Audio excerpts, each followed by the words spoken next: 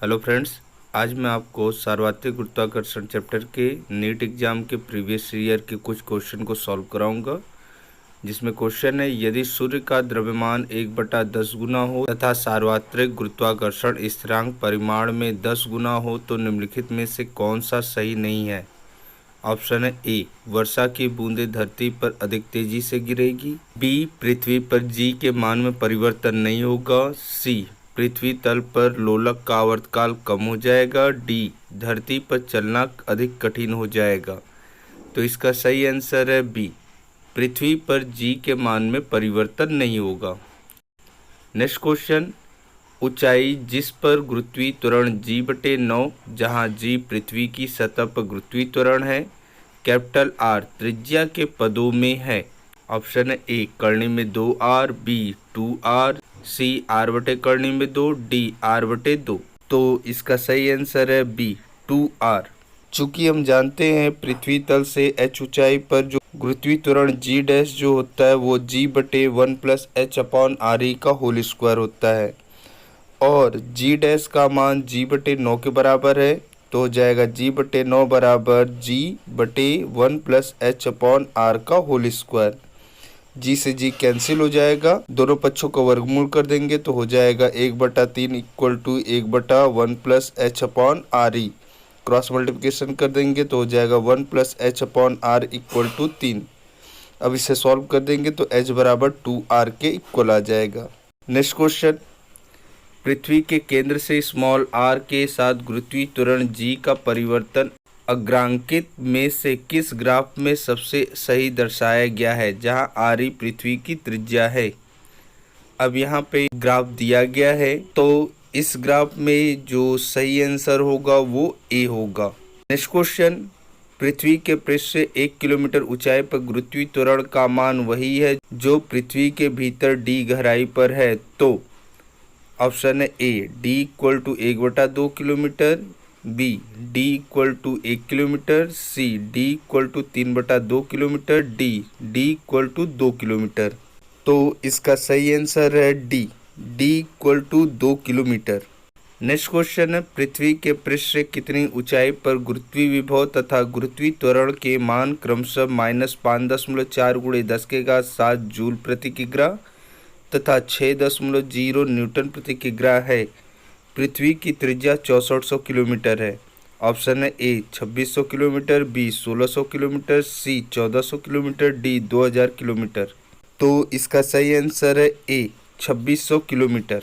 चूंकि गुरुत्वीय विभव capital V = -GME/RE + H होता है तथा G डैश बराबर GME/RE + H का होल स्क्वायर। अब इन दोनों समीकरण को भाग दे देते हैं तो V/G डैश = RE + H हो जाता है। अब यहाँ पे मान रख करके H को सॉल्व कर लेते तो आ जाता है 2600 किलोमीटर।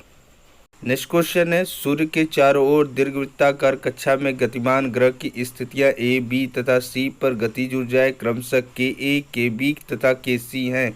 AC दीर्घ अक्ष है तथा सूर्य की स्थिति S पर SB चित्रानुसार दीर्घ अक्ष AC पर लंब है।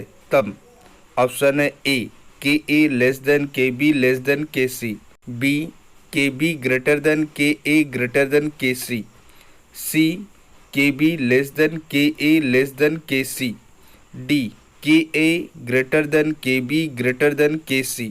तो इसका सही आंसर है डी, Ka Kb Kc। क्योंकि बिंदु ए पर बिंदु बी तथा बिंदु सी की अपेक्षा वेग अधिक होता है जिसके कारण उनकी गतिज ऊर्जा भी अधिक होगी, अर्थात Ka Kb Kc होगा। नेक्स्ट क्वेश्चन, केपलर के तृतीय नियम के अनुसार सूर्य की परिक्रमा करते हुए किसी ग्रह का परिक्रमण काल T सूर्य तथा उस ग्रह के बीच औसत दूरी r की तृतीय घात के अनुक्रमानुपाती होता है, अर्थात t² = kr3, जहाँ k एक स्थिरांक है, यदि सूर्य तथा ग्रह के द्रव्यमान क्रमशः कैपिटल एम तथा स्मॉल एम है तो न्यूटन के गुरुत्वाकर्षण नियम के अनुसार इनके बीच गुरुत्वाकर्षण बल का मान capital F equal to capital G capital M small M बटे आर स्क्वायर होता है। जहां कैपिटल जी गुरुत्वाकर्षण स्थिरांक है तो कैपिटल जी तथा कैपिटल के बीच संबंध है। ऑप्शन है A G M K equal to 4 pi square, B K equal to G, C K equal to 1/g, D G के इक्वल टू 4 पाई स्क्वायर। तो इसका सही आंसर है A G M K equal to 4 pi square. चूँकि हम जानते हैं कि जब कोई ग्रह सूर्य के चारों तरफ एक दीर्घवृत्ताकार कक्षा में गति करता है तो उनके बीच कार्य करने वाला जो गुरुत्वाकर्षण बल होता है वह अभिकेंद्र बल के बराबर होता है, अर्थात capital G capital M small M बटे R square equal to M V square बटे स्मॉल आर, जहाँ वी ग्रह का वेग है। अब यहाँ से सॉल्व कर लेंगे तो V square equal to capital G capital M बटे स्मॉल आर मिल जाता है। चूँकि हम जानते हैं रेखी वेग v equal to R omega होता है। अब ओमेगा की जगह हम 2 पाई बटे कैपिटल टी रख देते हैं तो v इक्वल टू हो जाएगा 2 पाई आर बटे कैपिटल टी। दोनों पक्षों का वर्ग कर देंगे तो हो जाएगा v स्क्वायर बराबर 4 पाई स्क्वायर आर स्क्वायर बटे टी स्क्वायर।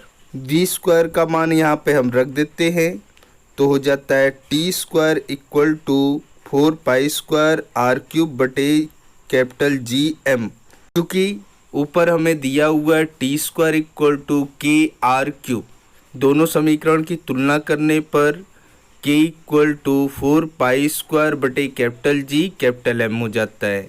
अब कैपिटल जी कैपिटल एम इधर भाग हो रहा है तो आके गुणा हो जाएगा तो हो जाएगा capital G capital M into के बराबर 4 पाई स्क्वायर। नेक्स्ट क्वेश्चन है, पृथ्वी के गुरुत्वीय क्षेत्र की तीव्रता कैपिटल ई की पृथ्वी के केंद्र से दूरी स्मॉल आर पर निर्भरता को कौन सा ग्राफ सही प्रकार निरूपित करता है। तो यहाँ पे जो ग्राफ दिया गया है इसमें सही आंसर है ए। नेक्स्ट क्वेश्चन, यदि सूर्य के परितःवृत्तीय कक्षा में घूमते हुए द्रव्यमान स्मॉल एम के एक ग्रह का सूर्य के केंद्र के सापेक्ष कोणीय संवेग कैपिटल एल है तो इसकी क्षेत्रीय गति है। ऑप्शन है ए 2 कैपिटल एल बटे 2, बी 4 कैपिटल एल बटे स्मॉल एम, सी कैपिटल एल बटे 2m, डी कैपिटल एल बटे स्मॉल एम। तो इसका सही आंसर है सी कैपिटल एल बटे 2 स्मॉल एम।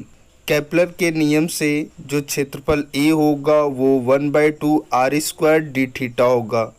टी के सापेक्ष हम अवकलन कर देंगे तो हो जाएगा डी ए बटे D T equal to 1/2 R square D theta बटे डी टी। अब कोणीय विस्थापन परिवर्तन की दर को कोणीय वेग कहते हैं, अर्थात डी थीटा बटे D T equal to omega रख देते हैं तो हो जाएगा डी ए बटे D T equal to 1/2 R square omega, किंतु L equal to M R square omega होता है तो डी ए बटे D T equal to L बटे 2m होगा। नेक्स्ट क्वेश्चन, एक परीक्षण कण द्रव्यमान घनत्व रो आर इक्वल टू के बटे आर स्क्वायर से उत्पन्न गुरुत्वीय क्षेत्र में एक वृत्ताकार कक्षा में घूम रहा है।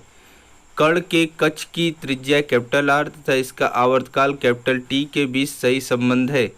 ऑप्शन है टी आर नियत है, बी टी बटे आर स्क्वायर नियत है, सी टी बटे आर नियत है, डी टी स्क्वायर बटे आर क्यूब नियत है। तो इसका सही आंसर है सी टी बटे आर नियत है। नेक्स्ट क्वेश्चन, किसी द्रव्यमान स्मॉल एम को पृथ्वी के पृष्ठ से ऊंचाई h जो पृथ्वी की त्रिज्या के बराबर है तक उठाने में किया गया कार्य। ऑप्शन है ए mg/r, बी 2mg/r, सी 1/2 mg/r, डी 3/2 mg/r। तो इसका सही आंसर है सी 1/2 mg/r। चूँकि पृथ्वी तल पर द्रव्यमान की स्थितिज ऊर्जा U equal to capital G capital M E small M बटे कैपिटल आर होता है। कैपिटल जी एम ई बराबर स्मॉल जी आर स्क्वायर रख देते हैं तो सॉल्व करने पर U इक्वल टू -mg/r हो जाएगा। और पृथ्वी तल से कैपिटल आर ऊंचाई पर जो गुरुत्वीय स्थितिज ऊर्जा होगा U2 equal to minus capital G ME small m बटे 2R, अर्थात -1/2 mgr हो जाएगा। किया गया कार्य W equal to U2 minus U1 होगा। अब यहाँ मान रख के सॉल्व कर देंगे तो आ जाएगा 1/2 mgr।